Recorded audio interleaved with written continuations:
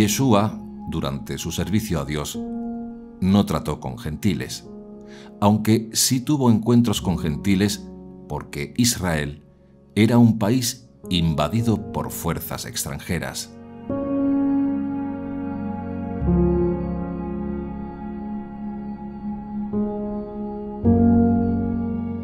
אל תלכו לדרך הגויים, ואל תיכנסו לעיר של שומרונים, אלא לכו אל הצאן העובדות אשר לבית ישראל, ובלכתכם הכריזו, קרבה מלכות שמיים, רפאו חולים, הקימו מתים, טהרו מצורעים, גרשו שדים, חינם קיבלתם, חינם תיתנו. לא תיקחו זהב ולא כסף, ולא נחושת בכיסי חגורותיכם, לא תרמיל לדרך, לא שתי כותנות, לא נעליים ולא מקל, כי ראוי הפועל ללחמו. בכל עיר וכפר שתיכנסו עליהם, בררו מי ראוי בתוכם ושבו שם עד צאתכם. כשאתם נכנסים לבית, ברכוהו בשלום. אם ראוי הבית, יבוא עליו השלום שלכם, אך אם איננו ראוי, ישוב השלום שלכם עליכם. כל מי שלא יקבל אתכם ולא ישמע לדבריכם, צאו מן הבית ההוא ומן העיר ההיא, ונערו את האבק מעל רגליכם. אמן אומר אני לכם, קל יותר יהיה ביום הדין לארץ סדום ועמורה, מאשר לאותה עיר. הנה אנוכי שולח אתכם ככבשים בין זאבים, לכן היו ערומים כנחשים ותמימים כיונים. היזהרו מבני אדם, כי ימסרו אתכם לסנהדריות, וילקו אתכם בבתי הכנסת שלהם. לפני מושלים ומלכים תובעו בגללי, לעדות להם ולגויים.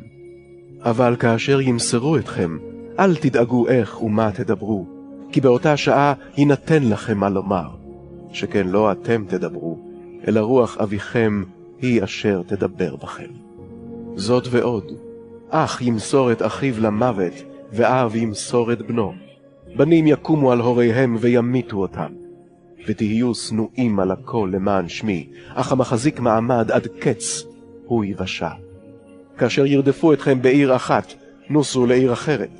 אמן אומר אני לכם, לא תספיקו לעבור את ערי ישראל עד שיבוא בן האדם. תלמיד איננו גדול מן המורה, אף לא העבד גדול מאדוניו. די לו לתלמיד שיהיה כרבו והעבד כאדוניו.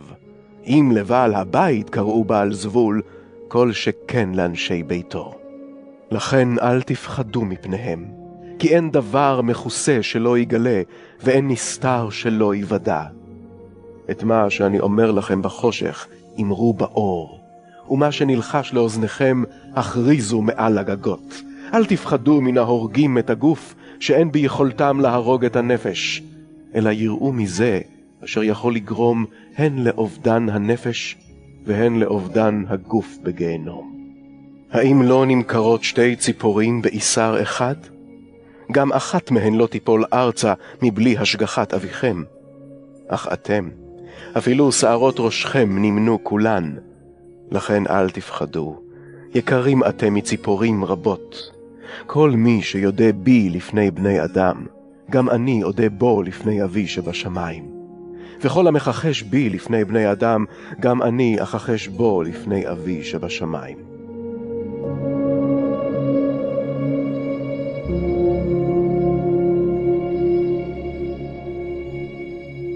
Yeshua, en una ocasión, se fue a la región de Tiro y entrando en una casa, quería que nadie lo supiese, pero no logró pasar inadvertido, sino que enseguida, habiendo oído hablar de él una mujer, cuya hija estaba poseída de un espíritu inmundo, vino y se postró a sus pies. Esta mujer era pagana, sirofenicia de nacimiento, y le rogaba que expulsara de su hija al demonio. En esto, una mujer cananea que había salido de aquel territorio gritaba diciendo: «Ten piedad de mí, Señor, hijo de David. Mi hija está malamente endemoniada». Pero él no le respondió palabra. Sus discípulos, acercándose, le rogaban: «Concédeselo, que viene gritando detrás de nosotros». Respondió él: No he sido enviado más que a las ovejas perdidas de la casa de Israel. Ella, no obstante, vino a postrarse ante él y le dijo: Señor, socórreme. Él respondió: No está bien tomar el pan de los hijos y echárselo a los perritos. Mateo 15, 22-26.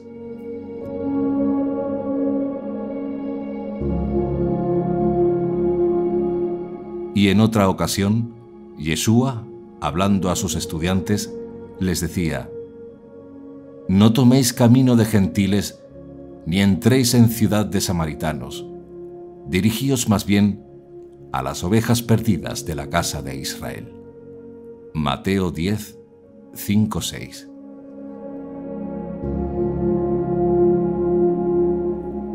Por tanto, ¿qué son las ovejas perdidas de la casa de Israel?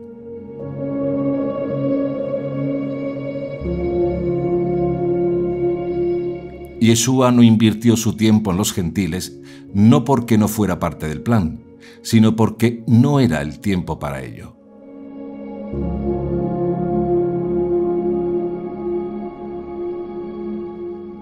Yeshua cuidó en todo momento cumplir la misión que Dios le entregó.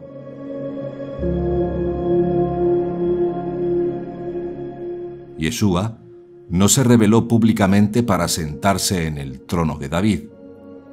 Yeshua, al final de su vida, empujado por las circunstancias y sus estudiantes, se veía forzado a sentarse en el trono de David.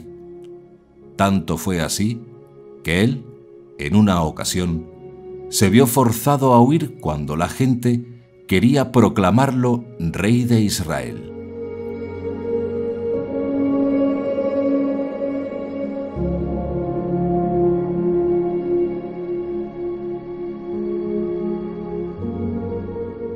Este es verdaderamente el profeta que iba a venir al mundo. Dándose cuenta Yeshua de que intentaban venir a tomarle por la fuerza para hacerle rey, huyó de nuevo al monte él solo.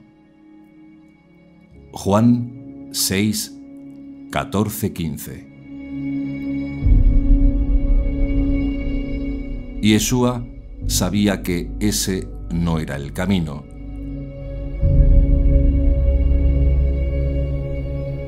La responsabilidad de proclamar y ungir a un Mesías era responsabilidad de los dirigentes de Israel, no del pueblo.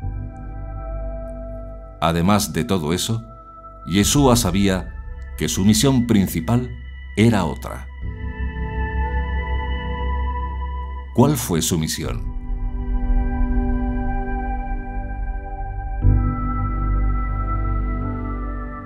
No he sido enviado más que a las ovejas perdidas de la casa de Israel. Mateo 15:24. Es más, unido a esto, dijo: No necesitan médico los que están fuertes, sino los que están mal. No he venido a llamar a justos, sino a pecadores. Marcos 2:17. Yeshua no nació y fue escogido por Dios para dedicar su tiempo y enseñar a los gentiles, y tampoco dedicó su tiempo a llamar a justos. A estos justos, judíos piadosos, que sí cumplían la Torá. Su misión fue buscar las ovejas perdidas de la casa de Israel que se habían perdido. Mi rebaño anda errante por todos los montes y altos collados. Mi rebaño anda disperso por toda la superficie de la tierra sin que nadie se ocupe de él ni salga en su busca. Ezequiel 34:6. La misión de Yeshua fue buscar lo que se había perdido, y por eso dijo: También tengo otras ovejas que no son de este redil. También a esas las tengo que conducir y escucharán mi voz, y habrá un solo rebaño un solo pastor. Juan 10:16. Y dijo también: se proclamará esta buena nueva del reino en el mundo entero para dar testimonio a todas las naciones. Mateo 24:14. Pero él, personalmente, no lo hizo.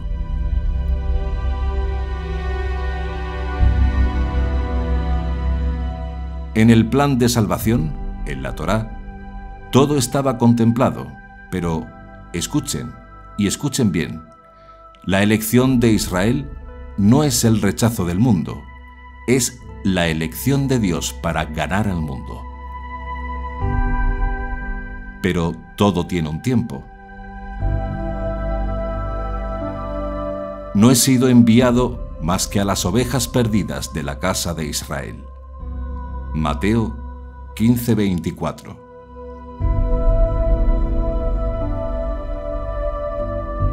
Entonces, ¿cuáles son las ovejas perdidas de la casa de Israel?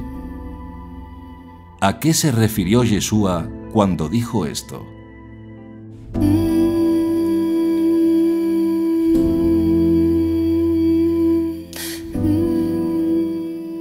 Todo esto son incógnitas para muchos, a las que vamos a intentar responder a partir de este momento.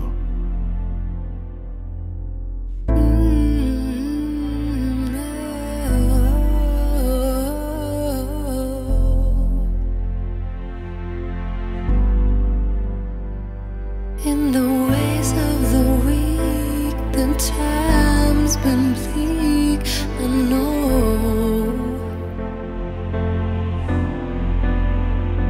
You're the fight, the cream, the strength in me, I know.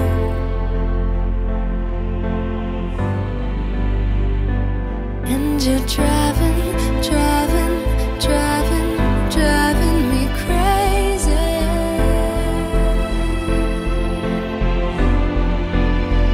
You keep on running and running and running and running lately.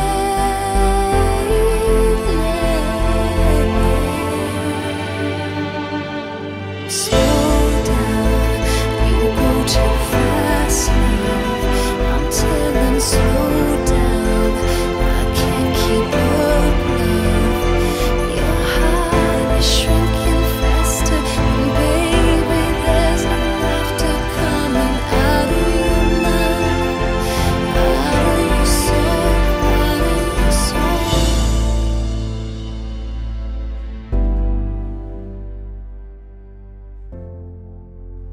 El judaísmo de Yeshua.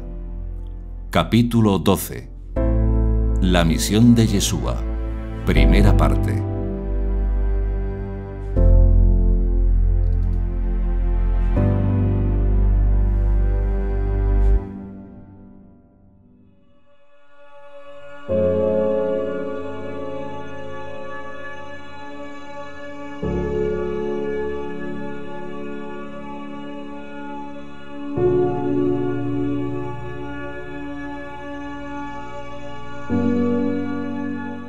¿Cuál fue la misión de Yeshua?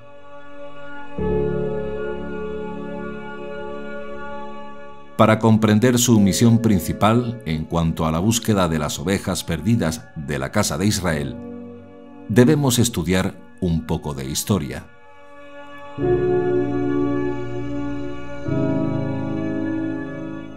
En la serie de 4 capítulos El judaísmo de Jesucristo, disponible en Amazon, damos las claves históricas para responder la pregunta principal de este capítulo, la misión de Yeshua.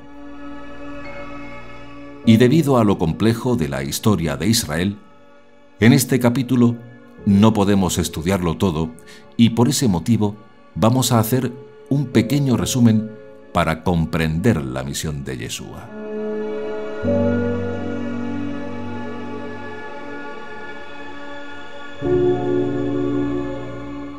Israel, en un punto determinado, se transformó en una monarquía unida y su primer rey fue Saúl. Y de acuerdo a una profecía de Génesis capítulo 49, cuando Jacob dio una verajá, una bendición, a sus 12 hijos, ¿cuál fue la verajá, la bendición que le dio a Judá? No será quitado el cetro de Judá. El cetro quiere decir la vara del reino, la vara del rey. Por tanto, la única tribu de Israel que daba reyes era la tribu de Judá. Si no es de Judá, el candidato no puede ser rey de Israel. Está prohibido.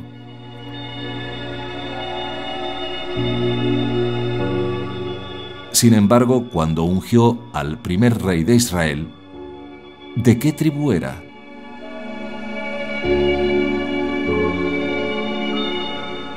El rey Saúl era de la tribu de Benjamín, de la cual no se dijo nada con respecto al reinado. Entonces, ¿por qué razón Dios escogió como primer rey de Israel a uno que no era de la tribu de Judá, sino la de Benjamín?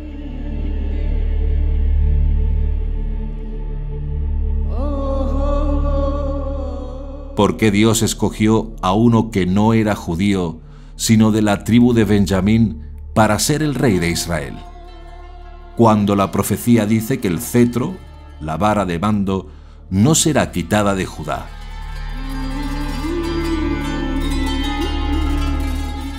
Si el cetro no puede ser quitado de Judá, ¿cómo el primer rey que Dios da no es de la tribu de Judá? Entre los 613 mandamientos, la Torá dice en Deuteronomio 17, 14 al 20, que cuando pongas rey que domine sobre ti, te asegurarás que sea uno de tus hermanos. Un extranjero no podrá ser rey, y el que sea rey tiene que tener una copia de la Torá. No puede acumular muchas riquezas y no podrá tener muchas mujeres.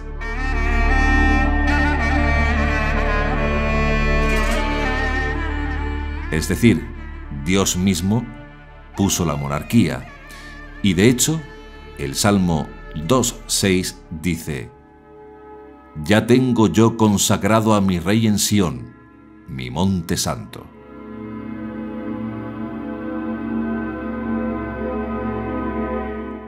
Cuando Jacob fue a buscar esposa por consejo de su madre, ¿con quién se encontró en el famoso pozo? Con Raquel, su prima por parte de padre. ¿Cuánto dinero llevaba en el bolsillo? Nada, le robaron todo.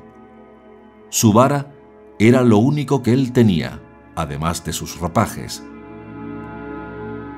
Él se enamoró de Raquel, aunque primero se casó con su hermana Lea por el engaño de su suegro, la cual le dio a su primer hijo varón, Rubén. Aunque el primogénito de su primer amor, Raquel, fue Joseph. Cuando Joseph finalmente, después de una larga historia, acabó como virrey de Egipto, hizo que le trajeran a su padre Jacob, y éste les bendijo a sus dos hijos, Efraín y Manasés. Jacob bendijo primero al menor y después al mayor.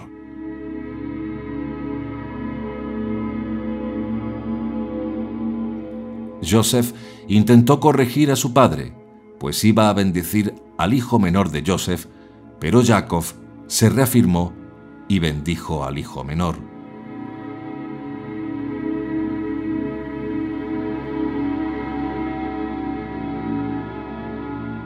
Tu hijo mayor será un gran pueblo, pero el menor será más grande aún.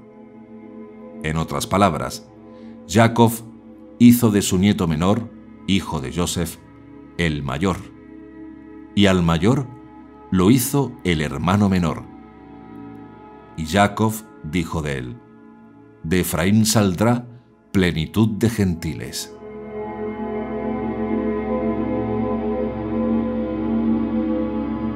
Y por esa razón, Pablo de Tarso, en la carta de Romanos 11, capítulo 25, dijo: pues no quiero que ignoréis, hermanos, este misterio, no sea que presumáis de sabios.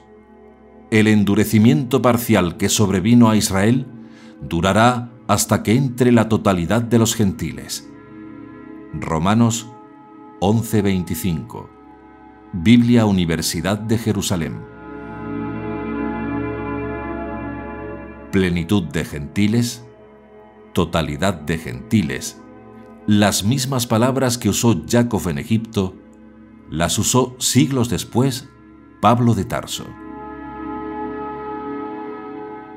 Ahora bien, cuando Samuel fue el juez de Israel, los hijos de Israel le dijeron: tú ya eres un anciano y tus hijos no se portan como tú, por lo tanto, nombra un rey que nos gobierne, como es costumbre en todas las naciones. Primera de Samuel 8:5. Es decir, haznos un rey como las naciones, no como la Torá dice que tenemos que tener rey. En otras palabras, lo que queremos es que aquí solo se enseñen los 7 mandamientos, nada más.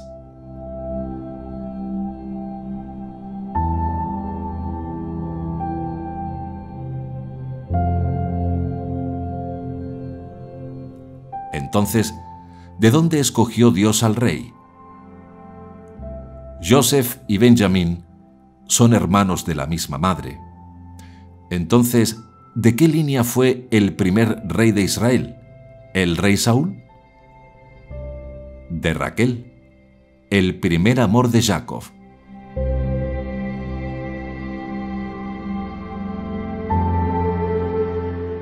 ¿Cuál era la Torá, la instrucción que ellos habían aprendido, aun cuando no fue entregada propiamente la Torá?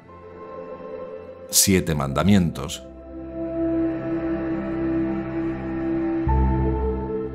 Cuando llegó el momento en que Dios escogió a un judío para ir a las naciones y enseñar la redención por medio de Yeshua a los gentiles, ¿a quién escogió? A Saúl, a Pablo de Tarso. ¿Y de qué tribu era Pablo de Tarso? Era descendiente de la tribu de Benjamín. ¿Y qué es lo que enseñó Pablo de Tarso?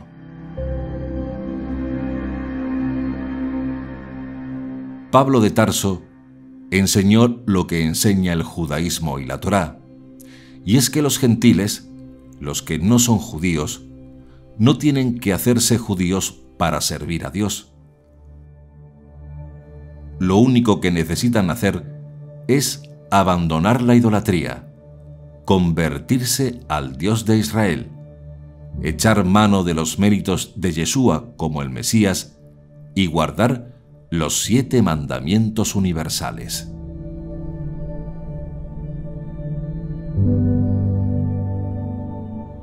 Por los méritos del Mesías, los gentiles son hechos parte de Israel, sin exigirles que tengan que vivir como judíos, sin exigir circuncisión del prepucio. Y si alguien quiere hacerse judío plenamente, bienvenido es, pero no es una exigencia.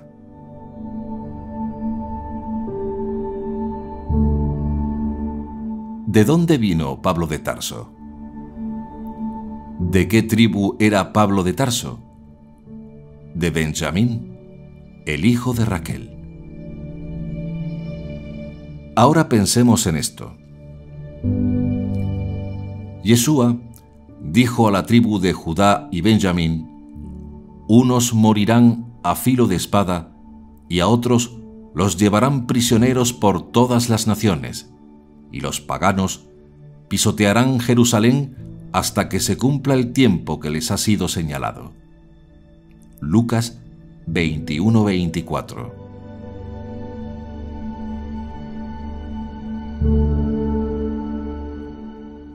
Observen que aquí tenemos dos frases importantes: plenitud de los gentiles y tiempo de los gentiles. No es lo mismo la gimnasia que la magnesia. Se parecen, pero no son lo mismo. Una cosa es plenitud de los gentiles y otra cosa es tiempo de los gentiles.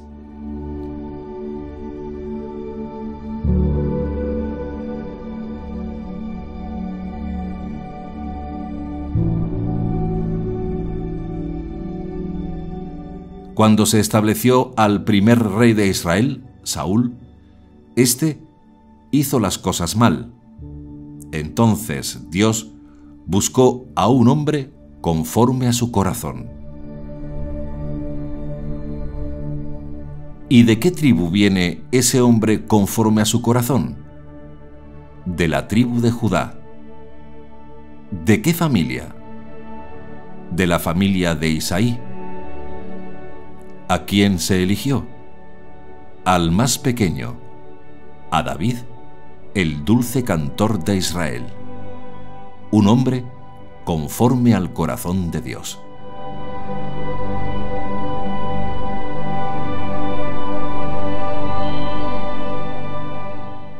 David hizo algo extraordinario. El aporte más grande que hizo David fue la unificación política de todo Israel y el establecimiento de las fronteras de Israel en los límites establecidos en el pacto abrámico.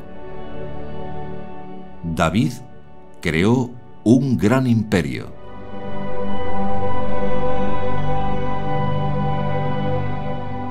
Cuando David murió, y de ahí en adelante, debido al pacto que Dios estableció con David, todo rey de Israel no solamente tenía que cumplir la condición de ser de la tribu de Judá, sino que también tenía que reunir la condición de ser de la casa de David. Es decir, si no es de la casa de David, descendiente de David, aunque sea judío, no se puede sentar en el trono de Israel. El padre de cualquier aspirante al trono de David tiene que ser judío y de la casa de David. Es decir, Dios selecciona a uno de entre todos los descendientes de David para que continúe la línea mesiánica generación tras generación. Porque todo esto fue para que pudiera venir uno que se sentara en el trono de David para siempre.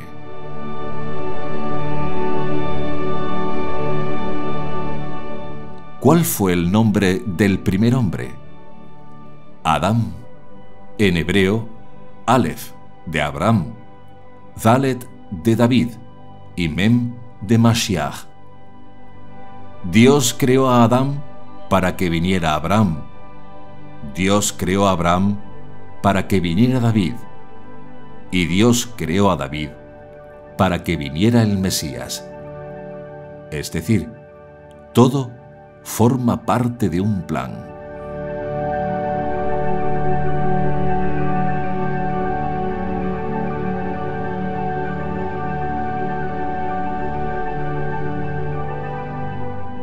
Cuando David murió, lo reemplazó en el trono su hijo Salomón. Y aquí debemos hacer un paréntesis. Podrán escuchar o leer muchas voces que van en contra de Yeshua como el Mesías, porque, según ellos, Yeshua no es apto para ser rey de Israel. ¿Por qué? Porque según la genealogía de Lucas, Yeshua no es descendiente de Salomón, sino de Natán. Y aunque Natán era hijo de David, debía ser descendiente de Salomón. Y con esas explicaciones, muchos incautos se lo creen y caen en el hoyo. Pero si queremos ser honestos, ¿qué dice la profecía respecto a esto? Si él, condicional, si él permaneciere en mi pacto como tú, no le faltará hijo que se siente en mi trono. Pues así dice Adonai: no le faltará a David quien se siente en el trono de la casa de Israel. Jeremías 33:17.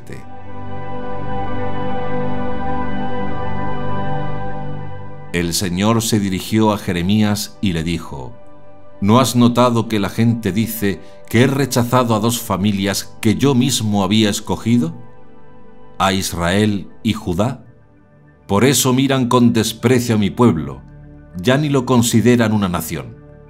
Pues yo, el Señor, digo: yo, que he hecho una alianza con el día y con la noche, y que he fijado las leyes que gobiernan el cielo y la tierra, jamás rechazaré a los descendientes de Jacob y de David, mi siervo, ni dejaré de sacar de entre ellos a quienes gobiernen a los descendientes de Abraham, Isaac y Jacob, porque yo tendré compasión de ellos y haré que cambie su suerte. Jeremías 33, 23-26. Preguntamos: ¿permaneció Salomón en el pacto? No, no permaneció en el pacto. Se buscó 700 mujeres que no eran hijas de Israel. Se buscó y trajo a Jerusalén a 300 concubinas, paganas e idólatras. No importan las razones y no las vamos a explicar ahora porque son muchas. Salomón tuvo sus razones, económicas, políticas, entre otras por la situación de aquella época. El caso es que esas mujeres que llevó a Israel nunca hicieron conversión. Esas idólatras levantaron ídolos por toda Jerusalén, levantando altares por todos lados. Las mujeres de Salomón fueron una vergüenza para Israel. Y aunque Salomón al final hizo teshuvá, arrepentimiento, el daño estaba hecho.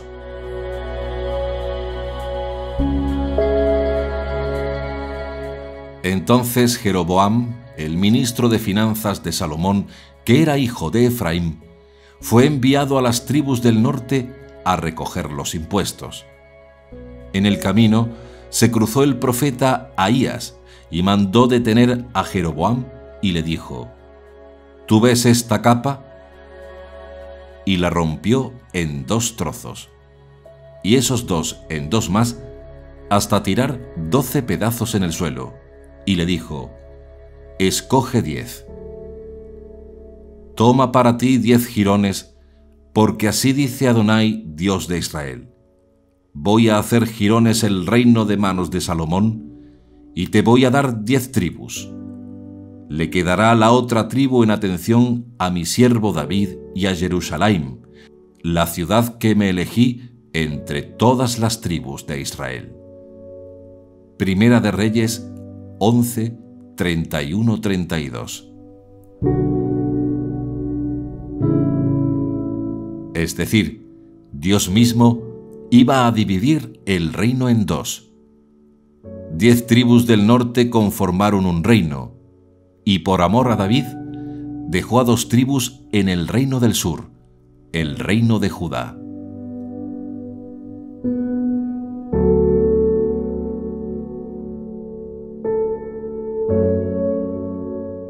Roboam, el hijo de Salomón, una vez heredó el trono y antes de la ruptura del reino de Israel, subió a la fuerza los impuestos en medio de una gran crisis económica.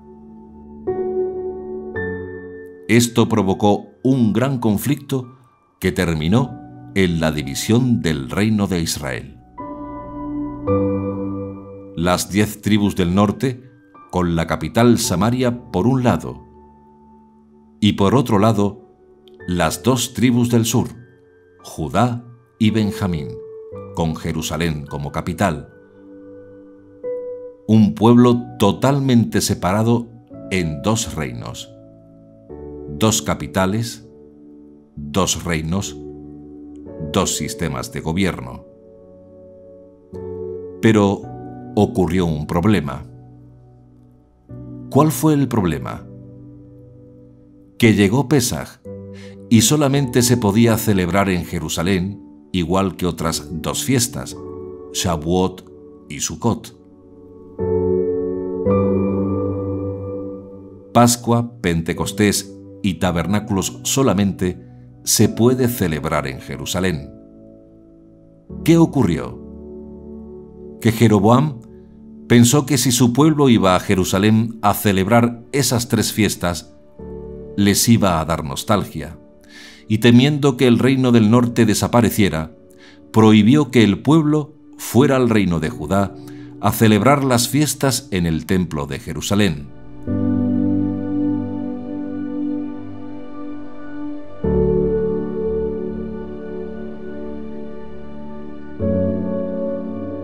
Entonces hizo dos templos en el reino del norte.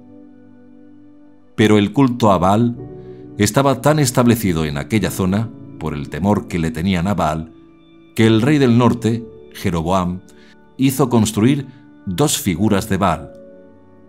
Y de este modo, como hace poco descubrió la arqueología, el reino del norte adoraba al Dios de Israel y a Baal. Pero llegó el profeta Elías y les dijo: ¿Hasta cuándo vais a estar cojeando con los dos pies? Si Adonai es Dios, seguidle. Si Baal, seguid a éste. Pero el pueblo no le respondió nada. Dijo Elías al pueblo: He quedado yo solo como profeta de Adonai, mientras los profetas de Baal son 450. Primera de Reyes 18, 21-22.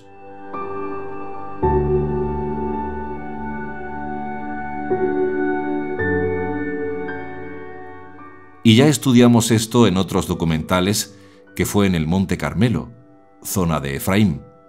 Esto se conoce con varios nombres. ¿Por qué casa de Efraín? Porque el primer rey fue hijo de Efraín, y la casa de David fue el reino del sur.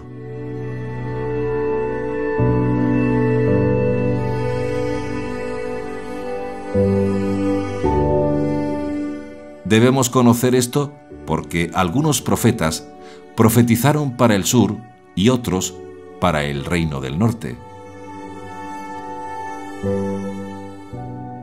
Por ejemplo, el profeta Amós y Oseas profetizó para el reino del norte.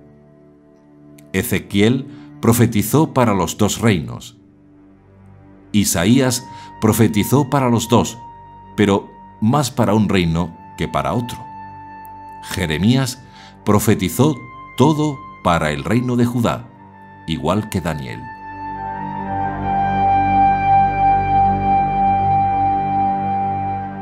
Por este motivo, para no malinterpretar la profecía, se debe conocer a qué reino iba dirigido la profecía, porque se corre el riesgo de cruzar profecías y aplicarle al norte profecías que iban dirigidas al reino del sur o viceversa.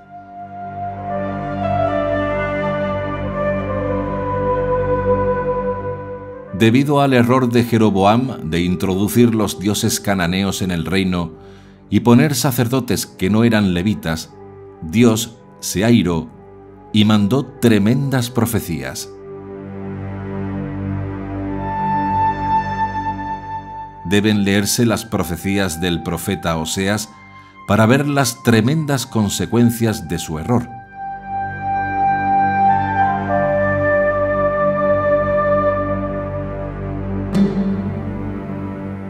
Ellos iban a perder el Shabbat y las fiestas.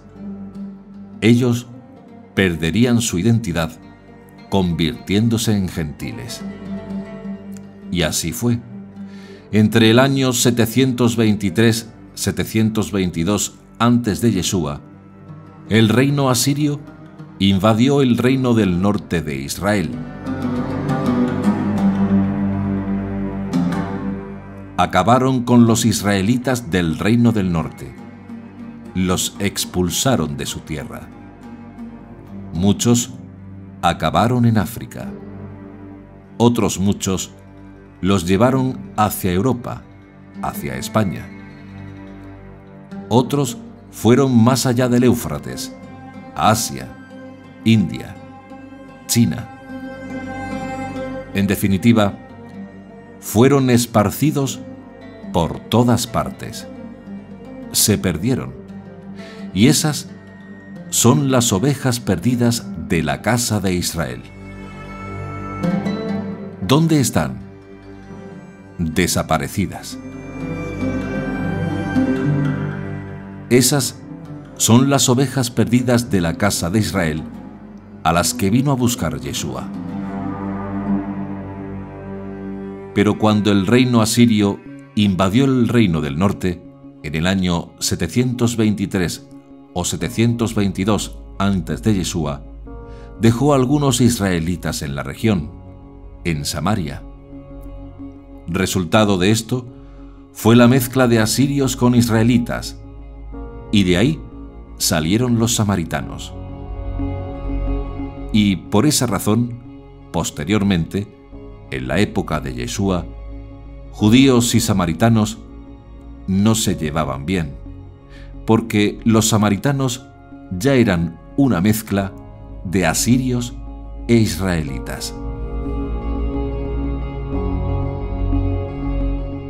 De este modo, ocurrió históricamente la división del reino de Israel en dos, donde posteriormente el reino del norte fue exiliado y asimilado entre los gentiles. Sobre este hijo de Israel, el reino del norte, Efraín, un judío, habló 750 años después, el hijo pródigo. Un padre tenía 2 hijos, y el menor se fue y desperdició todo. Pidió su herencia al padre, se marchó de casa y desperdició su herencia. ¿Quién fue el único que se quedó en casa? El hermano mayor. El mayor nunca perdió su identidad.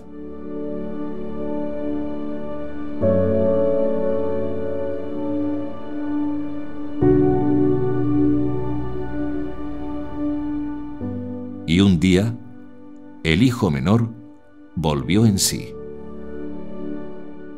Y entrando en sí mismo dijo: ¿Cuántos jornaleros de mi padre tienen pan en abundancia, mientras que yo aquí me muero de hambre? Me levantaré, iré a mi padre y le diré: Padre, pequé contra el cielo y ante ti. Ya no merezco ser llamado hijo tuyo. Trátame como a uno de tus jornaleros. Y levantándose, partió hacia su padre. Estando él todavía lejos, le vio su padre, y conmovido, corrió, se echó a su cuello y le besó efusivamente. El hijo le dijo: Padre, pequé contra el cielo y ante ti. Ya no merezco ser llamado hijo tuyo. Pero el padre dijo a sus siervos: Traed aprisa el mejor vestido y vestidle. Ponedle un anillo en su mano y unas sandalias en los pies. Traed el novillo cebado, matadlo y comamos y celebremos una fiesta, porque este hijo mío estaba muerto y ha vuelto a la vida, estaba perdido y ha sido hallado. Y comenzaron la fiesta. Lucas 15, 17-24. ¿Por qué un novillo cebado, un novillo grueso? Porque eso tiene que ver con los pactos, y lo veremos en su tiempo. ¿Qué ocurrió después? Cuando el hermano mayor escuchó la tremenda fiesta, se preguntó el motivo de ella. Su hijo mayor estaba en el campo, y al volver, cuando se acercó a la casa, oyó la música y las danzas, y llamando a uno de los criados, le preguntó qué era aquello. Él le dijo: ¿Ha vuelto tu hermano, y tu padre ha matado el novillo cebado porque le ha recobrado sano. Él se irritó y no quería entrar. Salió su padre y le suplicaba, pero él replicó a su padre: hace tantos años que te sirvo y jamás dejé de cumplir una orden tuya, pero nunca me has dado un cabrito para tener una fiesta con mis amigos. Y ahora que ha venido ese hijo tuyo, que ha devorado tu hacienda con prostitutas, has matado para él el novillo cebado. Pero él le dijo: hijo, tú siempre estás conmigo y todo lo mío es tuyo, pero convenía celebrar una fiesta y alegrarse, porque este hermano tuyo estaba muerto y ha vuelto a la vida, estaba perdido y ha sido hallado. Lucas 15, 25-32. ¿Quién fue a convencer al hermano mayor de que ese regreso del hermano menor a casa era sincero? El padre. Es decir, el hermano menor no fue al hermano mayor a decirle: oye, que soy yo, reconóceme como tu hermano.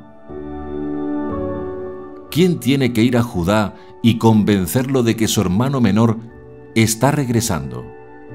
Hashem, el Dios de Israel, es quien lo tiene que hacer.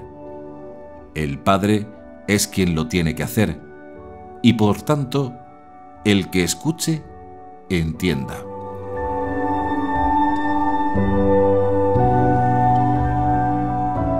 Y Yeshua dejó ahí la parábola, la terminó ahí. ¿Por qué? Porque la parábola termina en Isaías. Y Yeshua vivió 8 siglos después de Isaías, cuando dice: cesará la envidia de Efraín y los opresores de Judá serán exterminados. Efraín no envidiará a Judá y Judá no oprimirá a Efraín. Isaías 11:13.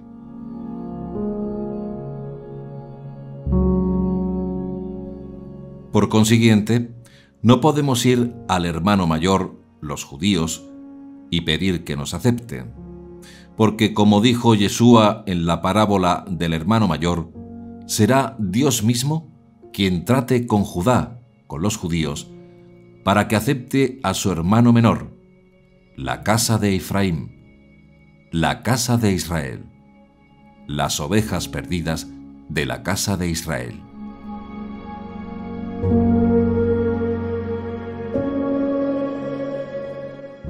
Ahora bien, ¿qué ocurrió en el año 70 de nuestra era?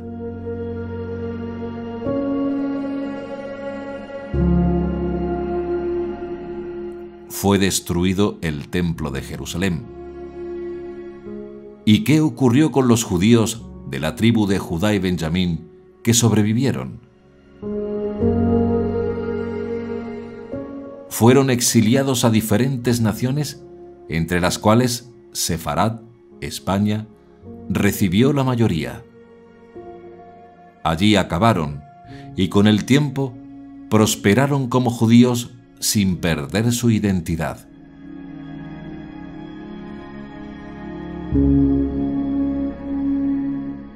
La ciudad española llamada Granada fue llamada Al-Yahud, la de los judíos, quienes permanecieron en ella hasta ser expulsados por los reyes católicos en el año 1492.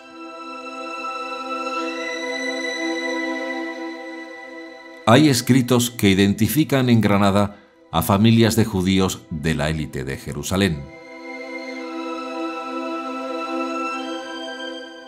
Los orígenes granadinos de esta población hay que buscarlos en las diásporas, concretamente la del año 135. Las primeras menciones a los judíos de Granada aparecen en los cánones del Concilio de Ilíberis, hacia el año 303, donde ya se establecen una serie de normas diferenciadoras y un tanto condenatorias hacia los judíos.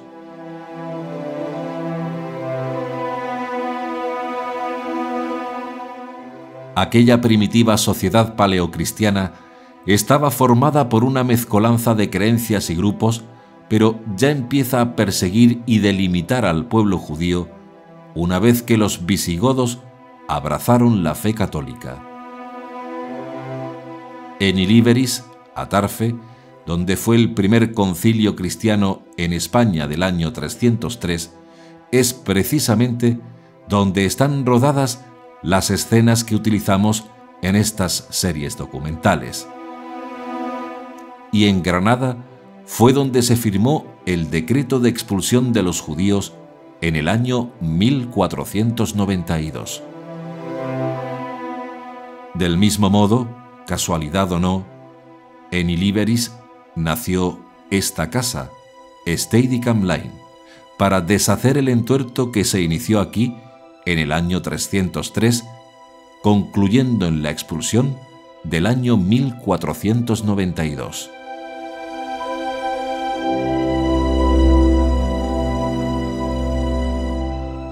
Durante la expulsión, muchos judíos se convirtieron al cristianismo y se asimilaron totalmente en el Reino de España.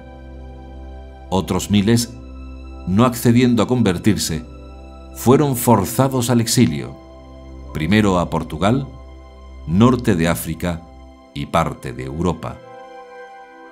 Y después del descubrimiento de América, el exilio al nuevo continente fue exponencial. Muchos judíos exiliados de España nunca perdieron su identidad, pero no ocurrió así con la gran mayoría.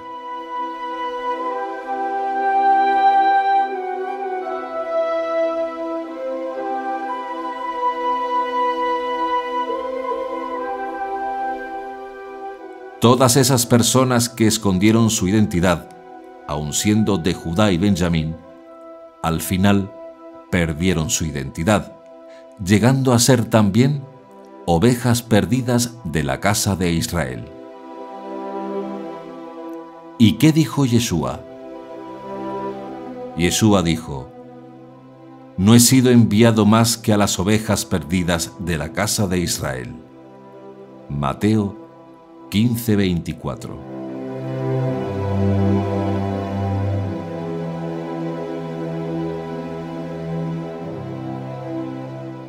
Y como dijo el profeta Oseas en el capítulo 11, «Tocaré un shofar y Efraín vendrá temblando desde occidente».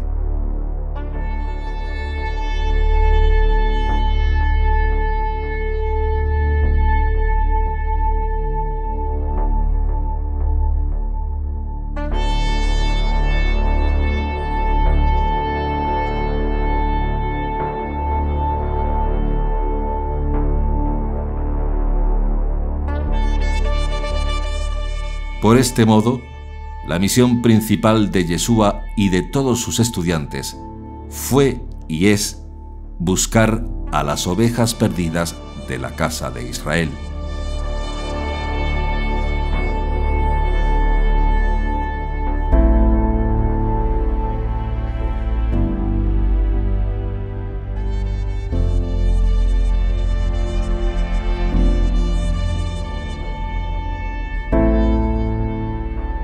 Y esta restauración de la casa de Israel ya la profetizó el profeta Ezequiel con la visión del valle de los huesos secos y con los 2 palos.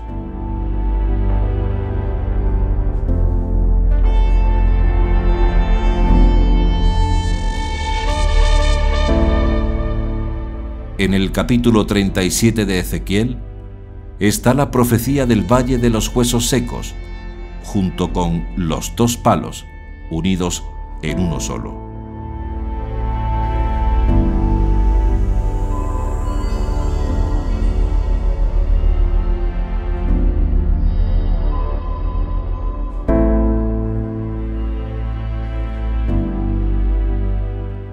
¿Qué significa, por tanto, la profecía de Ezequiel en el capítulo 37?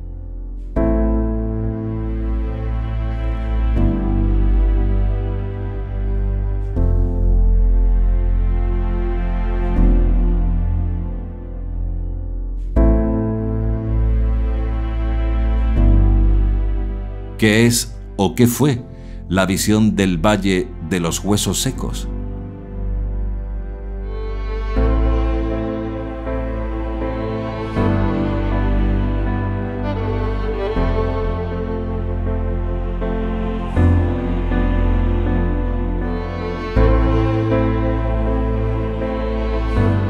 ¿Por qué Dios mandó al profeta Ezequiel coger 2 palos y juntarlos en uno solo?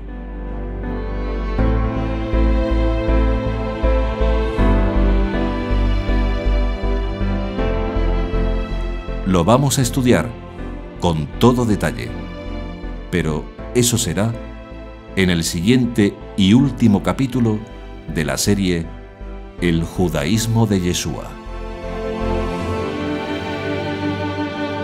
Slow down, you go too fast now.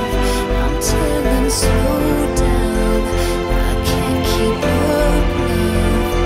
Your heart is shrinking faster, and baby, there's no laughter coming out of your mouth, out of your soul, out of your soul.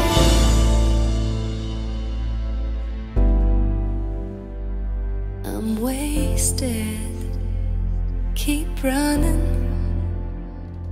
impatient, sweet lover.